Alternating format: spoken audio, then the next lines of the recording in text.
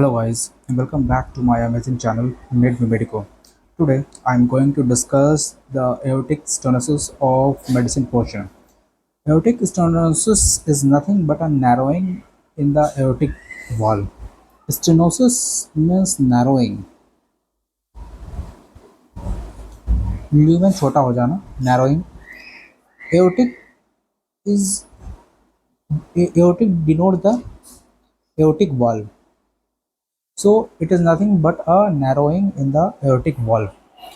We will start discussion from the picture which is shown here.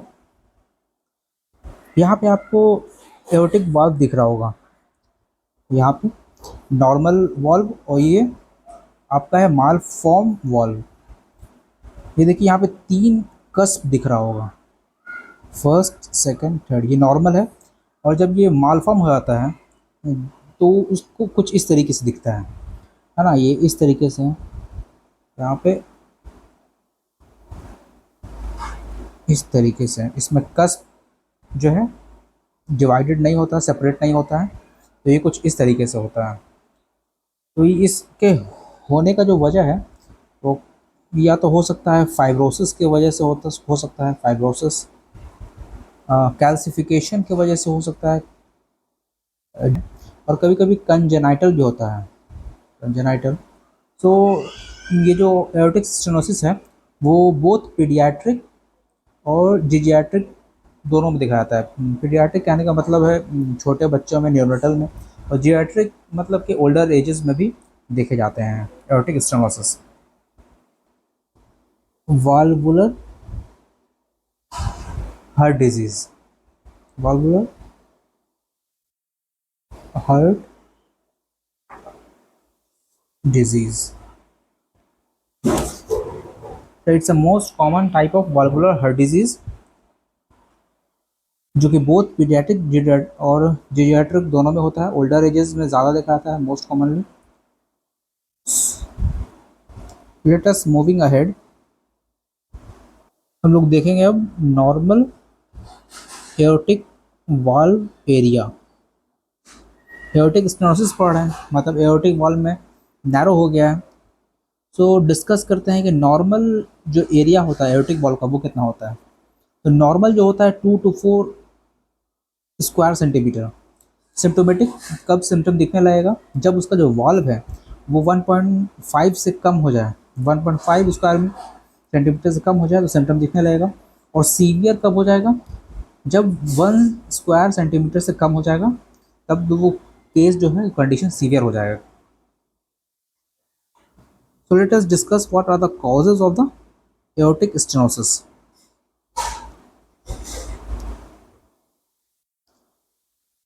तो जब valve जो है वो ट्राइकस्पिड था, ट्राइकस्पिड के जगह अगर वाल्व बाइकस्पिड हो जाए, दो कस्प हो जाए, तो वो दिक्कत होता है, एओर्टिक स्टेनोसिस का काउज बन जाता है। या सम केसेस में आपका यूनिक कस्प हो जाता है, यूनिक कस्प हो जाता है जिसमें, तो वो जो है केसेस बन जाता है आपका एओर्टिक स्टेनोसिस का। जो मोस्ट कॉमन रीज़न है वो है डिजेनरेटिव लेसन्स या डिजेनरेशन, मसल्स में डिजेनरेशन होना स्टार्ट हो जाता है, स्पेशली लेफ्ट वेंट्रिकल्स में, तो ये कॉज होता है। Sometimes somatic heart diseases may become the cause of aortic stenosis, and in the congenital cases AV valve become bicuspid। जो बच्चे न्यूनेट्स होते हैं जो बर्थ लेते हैं, तो उनमें जो एओर्टिक वाल्व होता है वो ट्राइकल्स की जगह बाइकल्स दिखने लगता है, बाइकल्स होता है, जिसकी वजह से एओर्टिक स्टेनोसिस देखा जाता है बच्चों में कंजेनाइटल में। और अगर केसेस की बात करें तो वो मेल में ज़्यादा होता है विथ रिस्पेक्ट टू फीमेल, उसका रेशियो है 2 to 4:1। और हम लोग बात करते हैं एज की, तो वो 50 ईयर्स के अबव के केसेस में ज़्यादा होता है, उसके बाद 30 to 50 ईयर्स का होता है, और बाद में 20 to 30 ईयर्स के एज ग्रुप वाले पीपल में भी देखा जाता है। बात करते हैं कॉम्प्लिकेशंस की, कंप्लेन क्या क्या आते हैं। सो निमोनिक से स्टार्ट करते हैं हम लोग। निमोनिक है SAD, SAD S denote the syncope, A denote the angina, and D defines the dyspnoea dyspnoea. ये सब कंप्लेन दिखेगा पेशेंट में। सिनकोप का कंप्लेन करेंगे, मतलब चक्कर खा के गिर जाना। एंजाइना जैसा पेन बताएंगे। डिस्निया ब्रेथलेसनेस होगा। तो उसको डिस्कस करते हैं डिटेल में।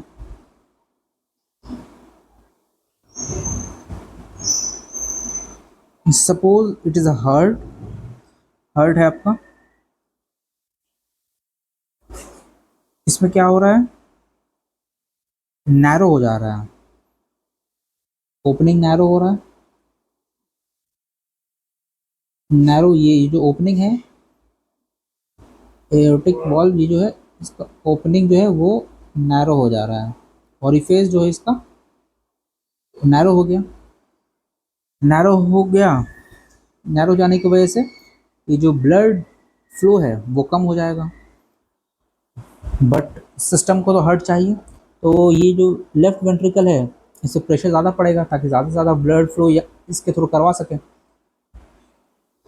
तो फिर क्या करेगा ये, इसमें हाइपरट्रोफी दिख जाएगा आपको इस तरीके से। ज़्यादा प्रेशर है तो उस प्रेशर को, उस डिमांड को पूरा करने के लिए यहाँ पे दिख जाएगा आपको हाइपरट्रोफी। लेफ्ट वेंट्रिकल का हाइपरट्रोफी दिखेगा, ठीक है, ताकि डिमांड और सप्लाई को मेंटेन किया जा सके। तो दिस वाई, इसकी वजह से होगा। इसकी वजह से क्या दिखेगा, इसके वजह से आपको एंजाइना, एंजाइना पेन दिखेगा, ठीक है।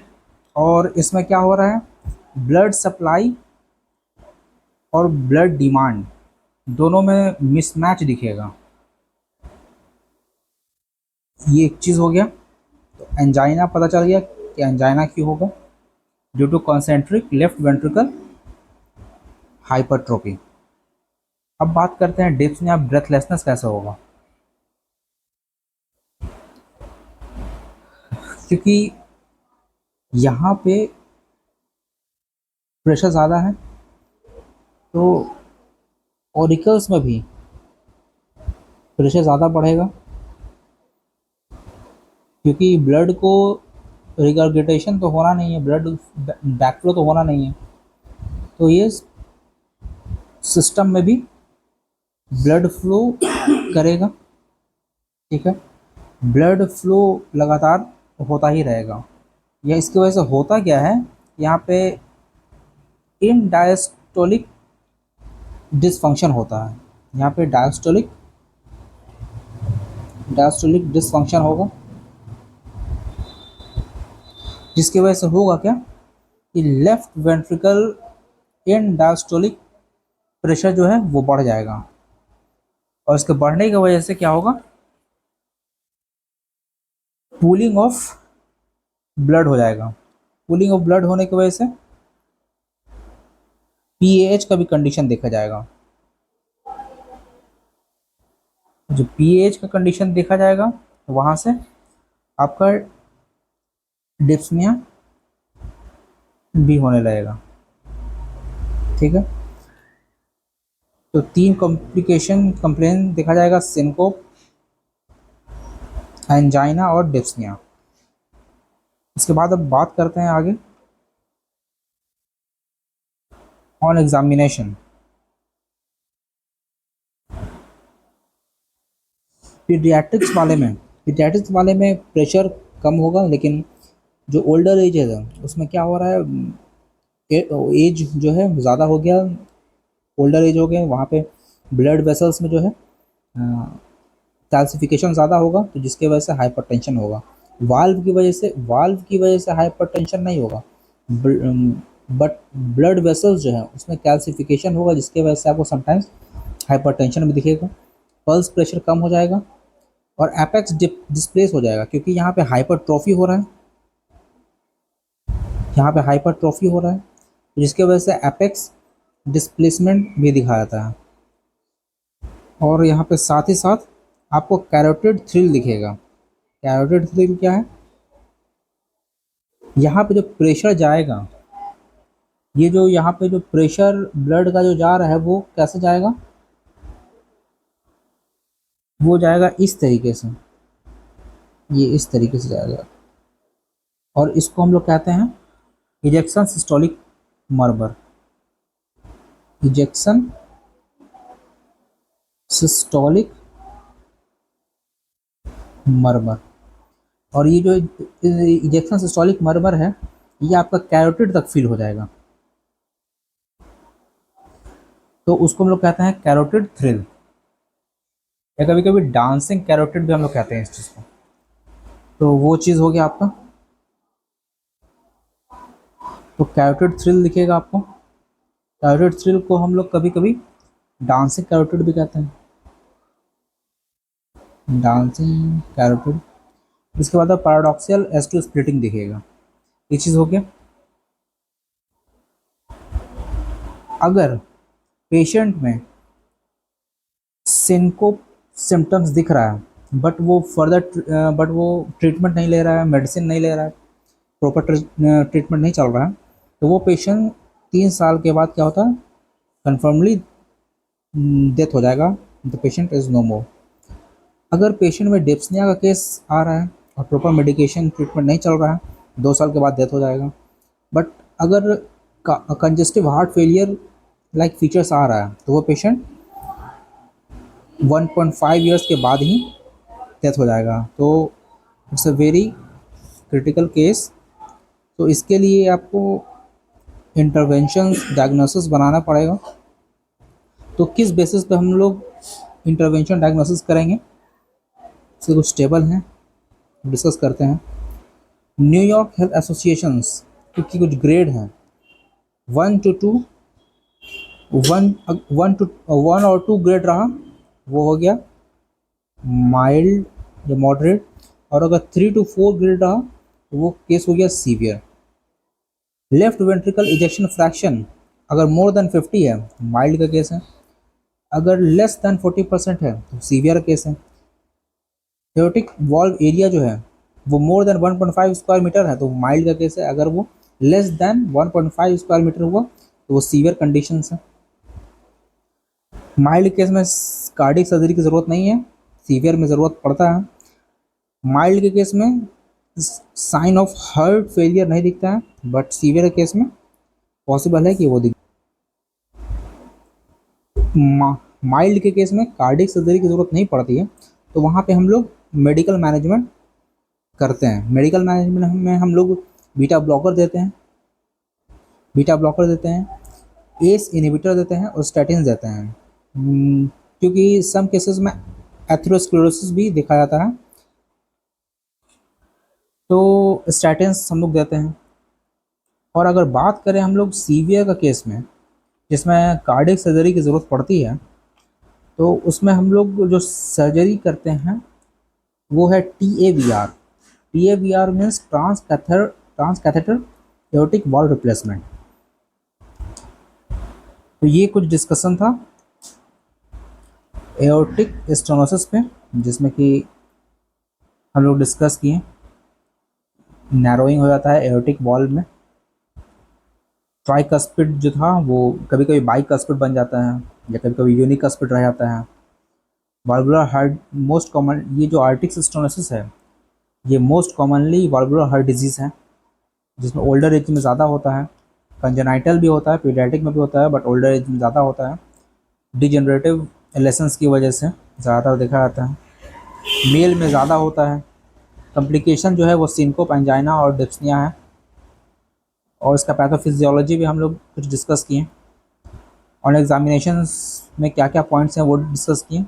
मैनेजमेंट किस बेसिस पे करना है ये हम लोग देखें, मेडिकल मैनेजमेंट में क्या देना है इस चीज़ को भी डिस्कस किए, और साथ ही साथ कार्डियक सर्जरी TAVR हम लोग डिस्कस किए।